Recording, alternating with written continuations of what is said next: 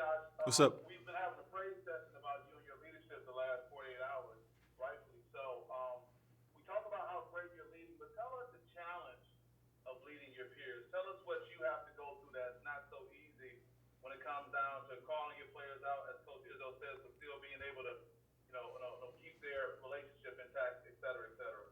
Well, I mean, I think that the two biggest things for me is one is finding that balance of leading them, but also reminding myself that I have to lead myself as well, because I can't expect somebody to follow me if I'm not living what I'm talking about. So I think having that balance within that, you know, making time for myself and making sure that I'm in the right mental space before I try to go help somebody get in the right mental space, especially when it's when it's to your peers. And then also the second part is the fact that you're trying to lead somebody that's basically your age, and so sometimes that may get uncomfortable because you get familiar with them, and sometimes that familiarity it'll kind of make you hesitant to hold them accountable or to tell them, or not tell them, but give them constructive criticism. Because one thing that coaches he really harps on when he discusses leadership is the fact that great leaders are able to hold others accountable. And he always talks about how that's it's not easy for people to hold others accountable because a lot of people they don't want to deal with conflict because usually when you hold somebody accountable you can expect conflict to come right after that, and a lot of people aren't comfortable with conflict. So I think those two things have really been challenging for me, but it's also stretching me, and I'm learning a lot, and I definitely can see myself maturing. Wow, that's great. Thank you for that. Thank you. Josh, we know these last couple of weeks are going to be tough physically with the amount of games, not a lot of downtime. What about mentally? Is it challenging for you guys mentally to be ready each night, or do you think this season, the way it's gone, is it's been tough already mentally? That's kind of prepared you for this stretch. Yeah, I think this whole season has been a challenge, and I think the stretch that we have coming up right now is just another part of what's already been challenging for us. And so, I mean, to some degree, I think being with having to deal with this season has prepared us for some of the mental challenges that we have within the season. Like we would have to deal with this probably even if we weren't in the COVID situation.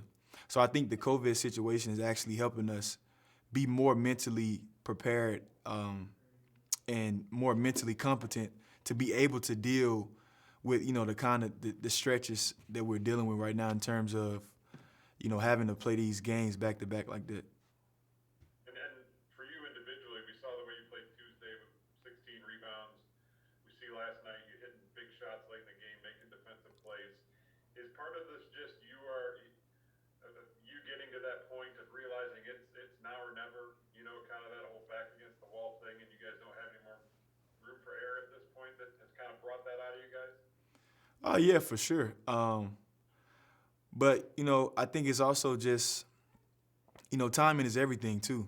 You have to really, if you kind of put it in perspective, this wasn't a normal season, and a lot of to coaches' defense, and then even to our defense, not to make excuses for us. We was just trying to figure out our team still a little bit, and I think we really have found our niche. And we've kind of hit it the right timing for us, and I think everything is clicking. And I feel like everybody's really on the same page in terms of being connected. Like coach has already really been harping on, and also having a good attitude.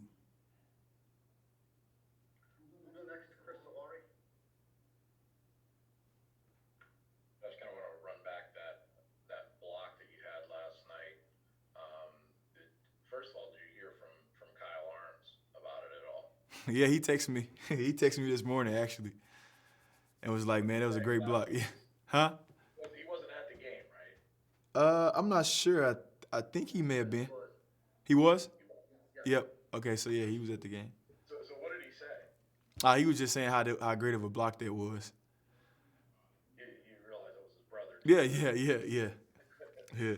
But more importantly, from that standpoint, in that game, one, how important was it at that point after they had that 9-0 run to get that play and prevent a longer run? And for you,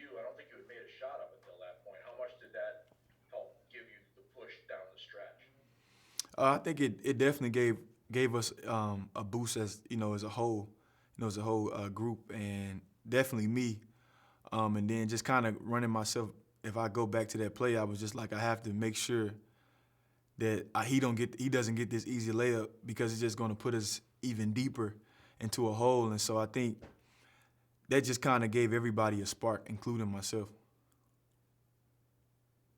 And I asked Coach about this. You talked about what this season and the stoppage and COVID and everything else has done.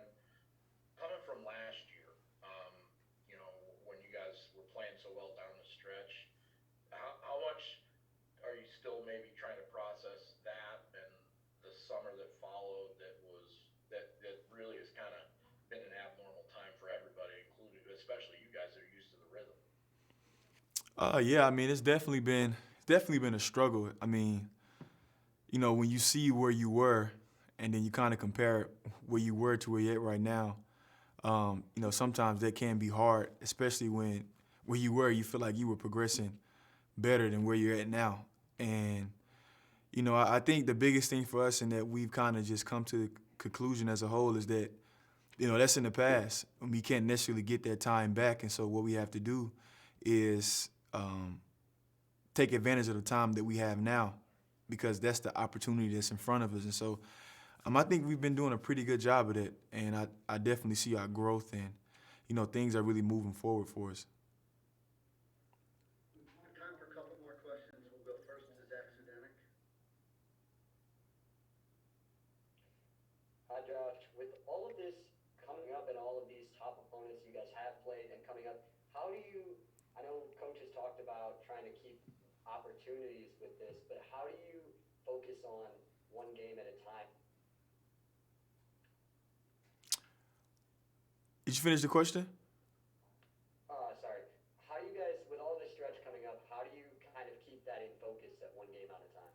I mean, yeah, it's definitely hard, but that's the mentality that that you should have, and that we're trying to constantly remind ourselves that we need to have, because you don't want to get too far, ahead of yourself and take yourself out of the present moment, because when you're not in the present moment, you can't really give your fullest potential. And so every day, just we all have to remind each other, and we all have to just keep telling each other that, hey, every day we have to win the day. Every day we have to come in and just give 110%. Not just for the games, but for practices. For meetings, film sessions, weightlifting sessions. Every day we have to give all we have. Thank you. Mm-hmm. We'll go next to Kyle Austin and then wrap it up with one from Dalton Shepard. Hey Josh, Coach Israel was just telling us how he told you guys to really not to worry about the streak and just kind of try to get better every game. But I'm wondering, the streak's such a big part of this program and its history. Are you able to not worry about it? Do you try not to worry about it? How do you kind of think about it? I mean, I think as a human, you're naturally going to think about it, but it's really just something that you just is there. I mean, you can't change it. The biggest thing is that we just constantly readjust our focus and realign, our perspective on what's really at hand and what we need to be looking at, and that's taking it one game at a time. And one thing that Coach has really emphasized is he talks about how streaks are meant to be broken. Not saying that he wants to break the streak, but the message is that it can't be about results. It has to be about the process and progressing and getting better each and every day. And I think when you have that type of mindset, the results that you want to see will come, but you can't be so results driven. And that's kind of been our approach. Now we'll wrap it up with one from Dalton Shepard. Hey Josh, I wanted to ask a little bit too, because obviously you guys have changed things a bit in terms of lineup, and offensively things are different for you. Ironically enough, as you guys have kind of went smaller in these last two wins, you guys only hit 4 3-pointers in each of these two top 5 wins. What do you credit the offensive success to? That since you went smaller, it's not outside shots getting it done; it's still attacking the paint. Yeah, I think just us moving the ball, and just trying to not necessarily do too much, but really focus on creating those weak side closeouts, and I think that's really been opening up things for us.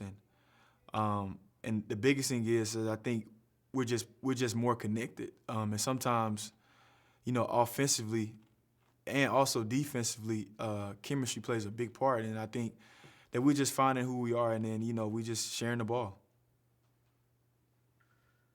Josh, that's all we have for you. We appreciate you taking the time. Thank you. See you guys.